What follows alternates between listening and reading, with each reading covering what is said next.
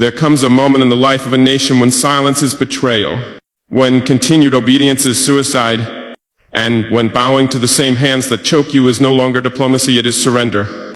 My name is Captain Ibrahim Traoré. I do not speak with the polish of career diplomats. I do not wear the cologne of multinational boardrooms. I was not trained in Washington nor groomed in Geneva. I speak from the battlefield where my people bleed and the soil remembers.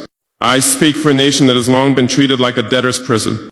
And today I speak directly to the International Monetary Fund, not with trembling hands, but with a voice rooted in centuries of African pain and now African awakening. For too long, the IMF has posed as a benevolent doctor prescribing economic treatment to sick nations.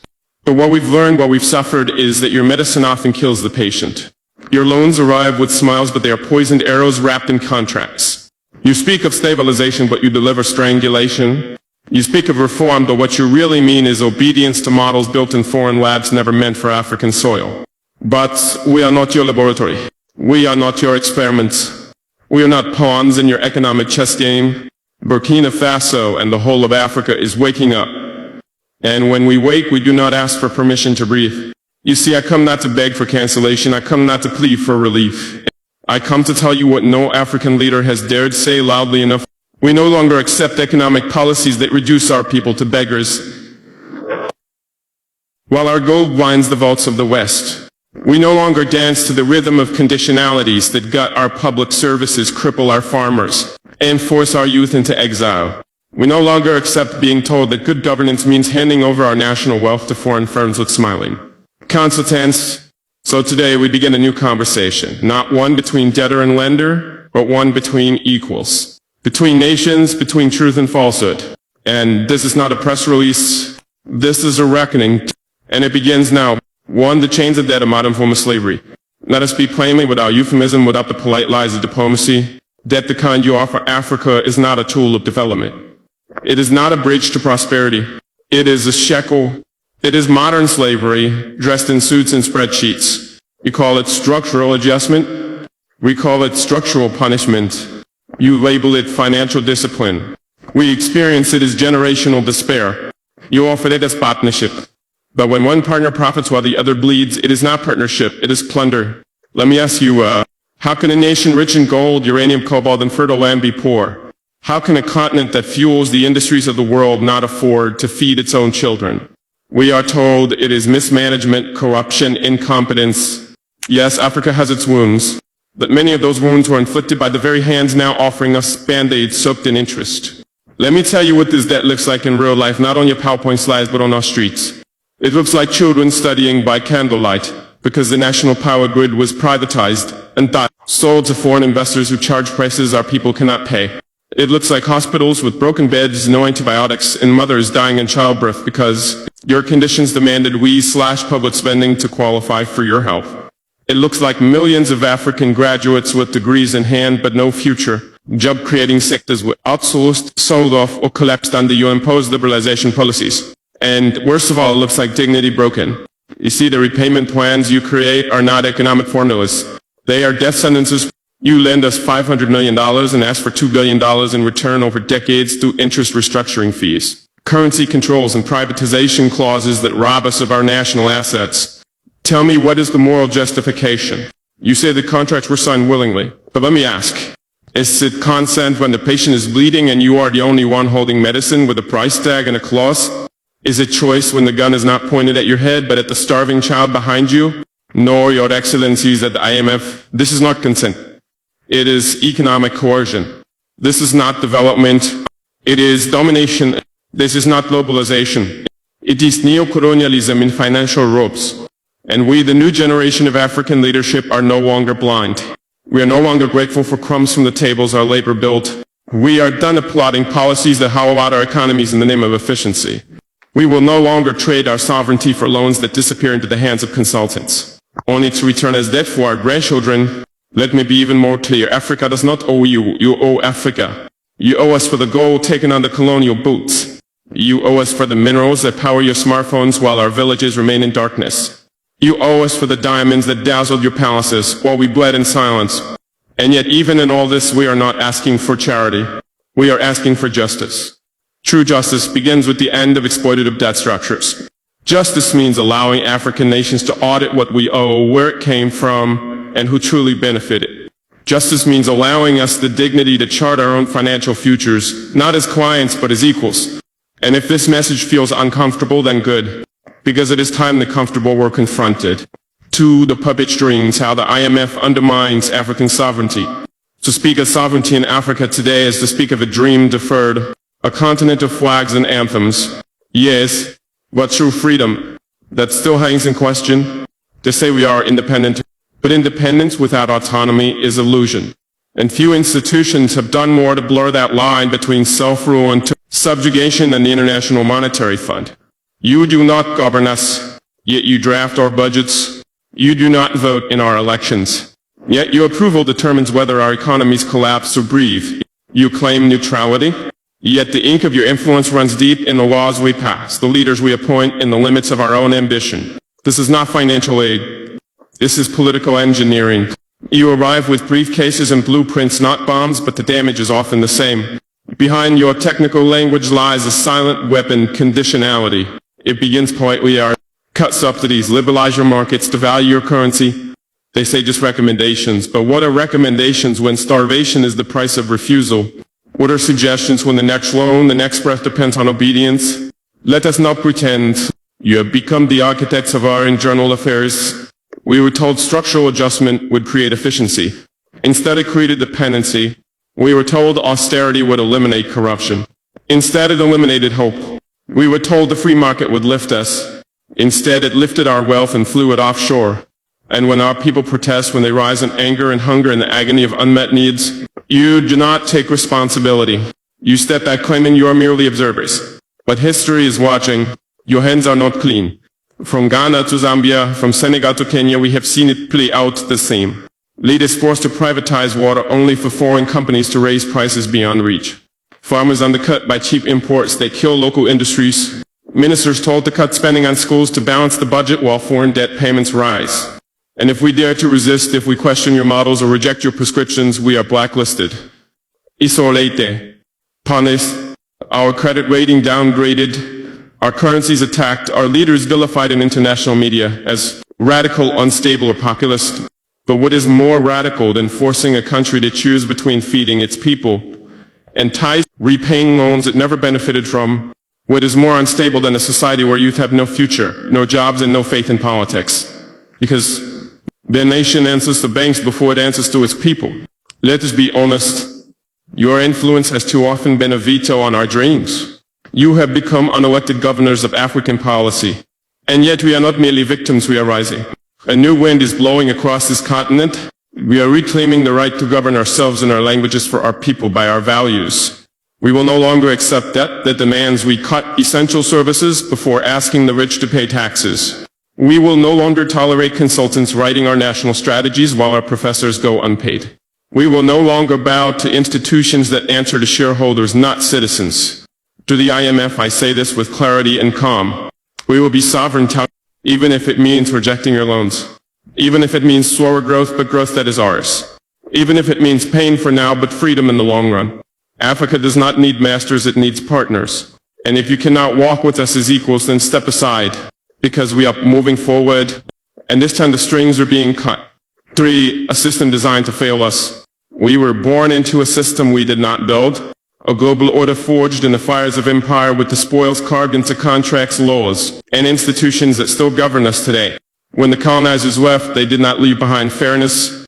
They left behind frameworks built to extract, not empower. You see, the problem is not just the IMF for food. It is the entire architecture, the rules of trade, finance, credit, and global power that are designed to keep Africa in second place. Designed not by God, not by nature, but by men. Powerful men who decided what value means and who deserves it. Let me ask a simple question. Why is it that we, the continent with 60% of the world's arable land, still import food? Why do we who sit atop gold, diamonds, oil, and lithium need foreign aid? Because the game was never fair. We were made exporters of raw materials, not builders of industries. We were assigned roles in the global economy like actors in a tragic play. You grow and they process, you extract, they manufacture, you borrow, etc. They lend, and every time we try to rewrite the script, the penalties follow. Credit agencies slash our ratings. Multinational lobbies threaten sanctions. Tech giants pull out investments, and their media calls us unstable. But what is more unstable than a world where a continent of 1.4 billion people contributes the least to climate change, suffers the most? What is more irrational than a system where cocoa farmers in Cité d'Ivoire who feed the world's sweet tooth cannot afford chocolate? What is more unjust than countries who were once colonizers now lecturing us about governance, while sheltering the stolen wealth of African elites in their banks? And yet they call this order a meritocracy. They say work harder. They say be more transparent. They say attract investment, but what they don't say is this. The scoreboard was rigged from the beginning. The rules were never neutral, and the referees, the WTO, the World Bank, the IMF, serve the same teams who have always won. Let me give you an example. When we attempt to support local farmers with subsidies, we are told this distorts the market. Yet the US and Europe spend hundreds of billions on their own farmers every year and call it protection. When we try to build state industries to create jobs, we are told this is inefficient. Yet their richest corporations were born from state-funded innovation from NASA, from war, contracts, from public research. When we push back on exploitative mining contracts, they say we are hostile to business. But isn't it more hostile to extract $100 worth of resources and leave behind $3 worth of schools? Africa is not asking for pity. We are demanding fairness, not charity justice, not handouts equal footing. We are the youngest continent on Earth. And yet the global economy treats us like we have nothing to offer but our labor and our land.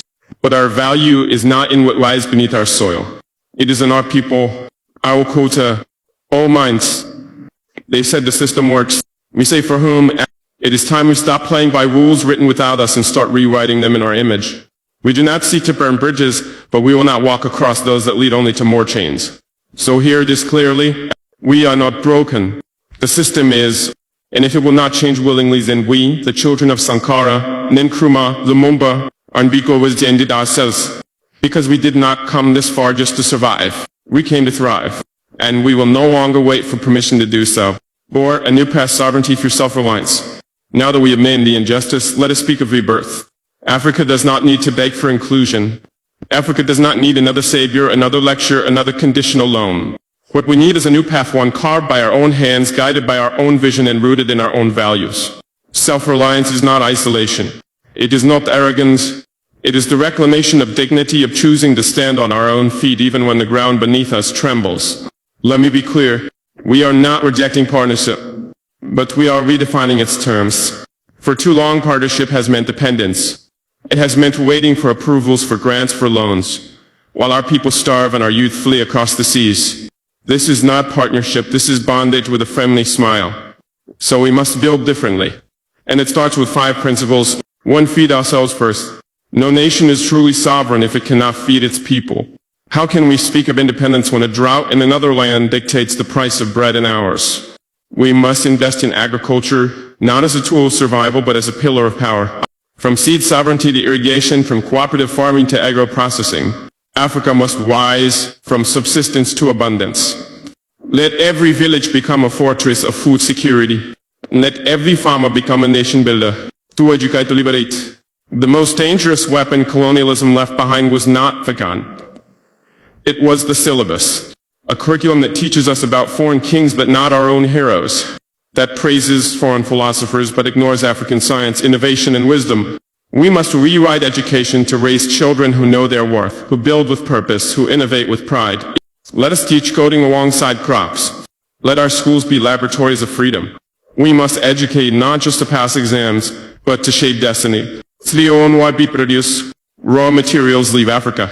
Finished products return 10 times the price. This is theft in the mask of trade. We must process, manufacture, and innovate locally. It is not enough to own the mines. We must own the means to refine, package, and profit. We must support African businesses, protect our infant industries, and end the addiction to imports. This is how we create jobs. This is how we keep wealth in our borders. Let the world come to buy from Africa, not just to take. For unite or perish. A fragmented Africa is a weak Africa. We cannot negotiate with the world as 54 scattered voices. We must integrate economically, politically, and technologically. Let us build railroads that connect Lagos to Dakar, data centers that protect our knowledge, and defense alliances that protect our peace. ECOWS, SADC, AU, they must evolve from clubs of diplomacy to engines of collective action. No single African nation can stand alone, but together we are a giant. 5. Trust our people. Too often our leaders trust foreign advice over local wisdom. They fly thousands of miles to ask questions their own communities have already answered. But the solutions are here in the hands of our youth, our women, our elders. Let us fund local innovation. Let us amplify village voices. Let us believe that the mechanic in Ouagadougou and the coder in Kigali are just as brilliant as any consultant in Paris. We will not be free until our own people are trusted to lead the future. My brothers and sisters, we are not building a copy of the West. We are building Africa, our Africa. We are not chasing the old dreams of others. We are daring to dream anew. Self-reliance means we may stumble. It means we will make mistakes. But those mistakes will be ours, and in them we will learn to rise. There is no savior coming. The savior is already here in our hands. Our hearts are unity. Let us stop waiting. Let us stop blaming. Let us begin. Not tomorrow. Not after the next summit. Now, Africa will not rise through speeches alone. It will rise through soil-stained hands, ink-stained books, and steel-stained factories. Let us take back what was always ours. Not through war, but through will. Not through hate, but through healing. Not through begging, but through building. This is the dawn of self-reliance. And we will never go back to the chains. 5. The people's mandate. You are not powerless. To my beloved people, young and old, urban and rural, educated and unschooled. You are not powerless. You have been made to believe that power belongs only to men in suits behind microphones. But the future is dictated by those who sit in tall buildings far away. That decisions about your life are made in echo chambers with no windows to your suffering. But let me speak plainly. Real power does not start at the top. It starts at the bottom. It starts with you, the farmer who rises before dawn, the mother who feeds her children before herself, the young man who refuses to steal even when he is hungry, the girl who walks 5 miles for education every day, the street preacher, the mechanic, the nurse, the tailor, the teacher, the water carrier. You are the foundation. You are the pulse of Africa. But here is a tragedy. You have been taught to wait, to hope that change will come from someone else, to clap when crumbs are thrown at your feet, to fear questioning authority even when that authority fails to protect you. This mindset must end. We must tear down this invisible wall, the one that separates the leaders from the people, the informed from the unheard, the elites from the everyday heroes, because true leadership does not rule, it serves. And service without accountability is tyranny in disguise. Why the system prefers you powerless. The international institutions we challenge today, the IMF, the World Bank, and others, they don't just seek to control governments. They rely on your silence. They thrive when you are too exhausted to resist, when you're too distracted by survival to organize, when you are taught that politics is dirty and not your concern. But understand this, every price hike, every failed hospital, every land grab, these are political decisions. And by not engaging, by not questioning, we become complicit in our own oppression.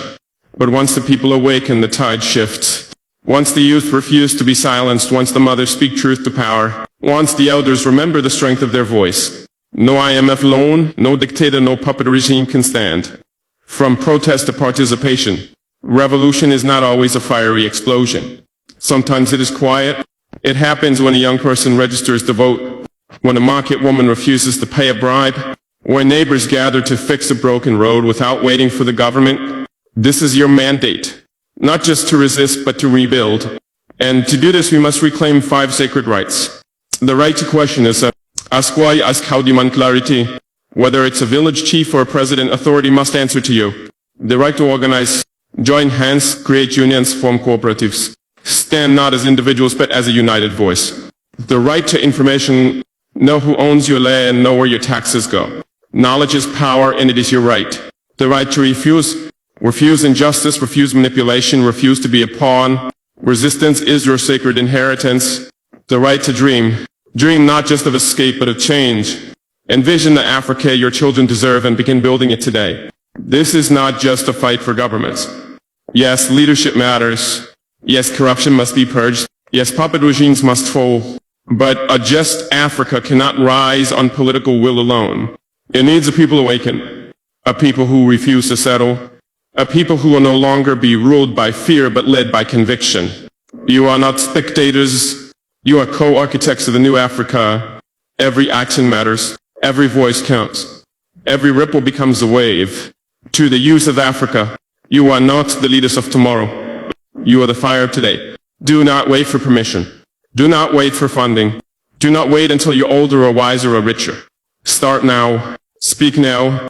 Organize now. Build now. Because if you don't shape your destiny, others will sell it.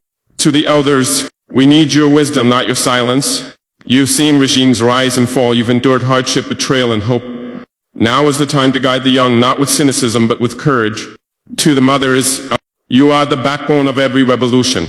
It is in your arms that nations are raised. Do not let the world call you weak. You are the guardians of justice. To every African listening, this is not Ibrahim Chakor's fight alone. This is our shared mandate. To demand truth. To reject fear. To build a continent that finally honors the dignity of its people. Power is not something given. It is something realized. And today you must realize you are not powerless. Seek a reckoning, the fear is your awakening. My beloved sons and daughters of Africa. By now you must understand, we are not in a battle of guns. We are in a battle of narratives, control, and fear. The institutions that chain us, whether called the IMF, the World Bank, or the silent elite who never show, their faces are not afraid of our armies. They are afraid of our awakening.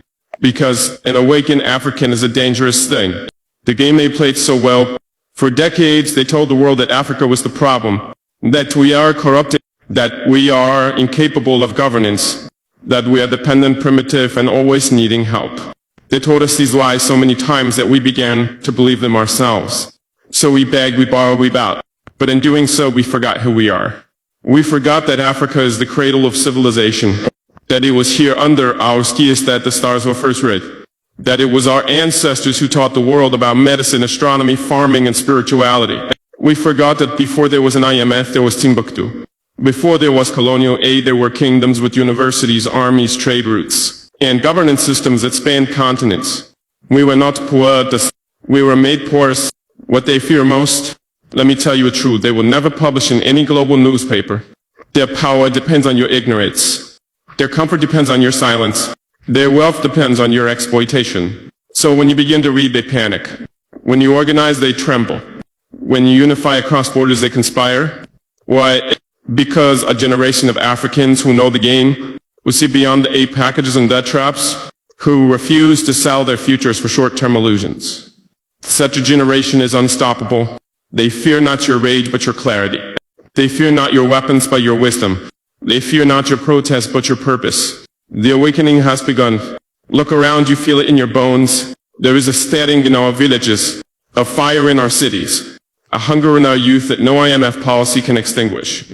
From Burkina Faso to Mali, from Niger to Uganda, from South Africa to Ethiopia, the veil is lifting. The spell is breaking. This is not just a political shift.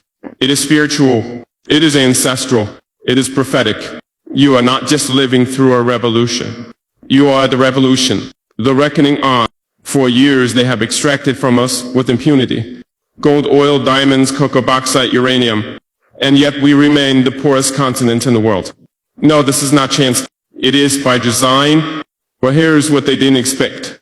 That we would wake up, that our people would begin to connect the dots, that we would call out the lies, that we would dare to confront them not with hate but with truth. And truth is the most dangerous weapon of all. This reckoning is not about revenge. It is about justice. It is about restoration. It is about dignity. It is about telling the world, we are not your territories. We are your creditors. And it's time to settle the account. The shift cannot be reversed. You see, once people see the bars of their cage, they no longer mistake it for freedom. Once people taste sovereignty, they no longer beg for scraps. And once people remember who they are, they become ungovernable by lies. So yes, expect pushback, expect propaganda, expect infiltration, expect threats, because when an empire begins to lose control, it will do anything to maintain the illusion. But their fear is not your signal to retreat. It is your confirmation you're doing something right. This is your time. Africa, this is your moment. Not next year and not after the next election.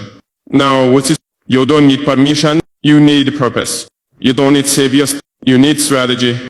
You don't need pity. You need power. the kind that is rooted in unity, history, and unwavering truth. Let every African leader know, if they do not serve the people will rise. Let every foreign investor know, if they come to exploit, they will be exposed. And let every African youth know, your time has come. You are the nightmare of those who built empires off our silence. You are the dream of your ancestors finally awake. You are the warning and the prophecy fulfilled. The chains are breaking, the masks are falling. The reckoning is here, and their fear is seen. It is your awakening. We have entered the age of African reckoning. To every young African listening to the sound of my voice, to every elder who kept the truth alive in whispered stories, to every mother who prays over empty plates with unshaken hope, to every child who walks barefoot through dusty roads, dreaming of something greater. Hear me clearly now. The age of African reckoning has begun. Not with violence, not with hatred, but with truth, with clarity, with resolve forged in the fire of centuries of injustice. We are not begging anymore. We are not negotiating for scraps from colonial tables. We are building our own table from African wood, carved by African hands, for African generations. From silence to thunder. For too long our cries were ignored. Our pain was politicized, our suffering monetized, our silence weaponized against us. But now we speak not with bitterness but with boldness, not to seek pity but to demand justice. They thought we were buried, but they forgot we are seeds. Let the world hear this. Africa is not waiting to be saved. Africa is rising to save itself. We are uniting across borders drawn by foreign hands. We are building systems that serve the people, not puppets. We are reclaiming our narratives, our currencies, our futures. Let the world hear this declaration echo through every institution built to contain us. We are awake and we are coming for everything that was stolen. To the youth, you are the architects. You, the youth of Africa. You are not lost, you are not too late, you are not forgotten. You are the architects of a continent reborn. You are not just the leaders of tomorrow. You are the liberators of today. Your weapon is your mind. Your shield is your history. Your compass is your conscience. And your mission on to reclaim, rebuild, and restore the African soul. A new covenant with the people. From this day forward, let no leader speak in the name of Africa if he bows to foreign masters. Let no contract be signed that sells a future for a foreign loan. Let no flag wave in celebration if the people beneath it are starving. We declare a new covenant between the land and the people, between the past and the future, between the seen and the unseen. We will honor our ancestors by refusing to repeat their captivity. We will bless our descendants by ensuring they are born into dignity, not debt. This is our sacred duty. This moment, this reckoning is not about me. It is not about a single government, a single speech, or a single protest. It is about a spiritual awakening, an ancestral uprising, a generational fire that cannot be extinguished by fear or foreign hands. So let it be written in the hearts of all Africans. We will rise not as victims, but as visionaries. We will forgive, but we will never forget. We will extend our hands in peace, but we will not bow in submission. Africa, remember who you are. You are the drumbeat of the earth. You are the sun before time. You are the womb of humanity. You are the whisper of the ancestors. You are the Lord of tomorrow. Africa, remember who you are. Let the lions awaken. Let the river sing. Let the soil rejoice. For we are no longer lost, and we are no longer divided. We are no longer asleep. And so I declare, as a son of the soil, as a servant of the people, as a voice among millions, I declare before God and history, Africa shall rise. Africa shall heal. Africa shall reign not in conquest but in conscience, not in revenge but in restoration, not by force but by the unstoppable power of a people who have remembered their name. May the ancestors watch with pride, may the children walk with hope, and may the world bear witness to the rebirth of a continent. So help us God.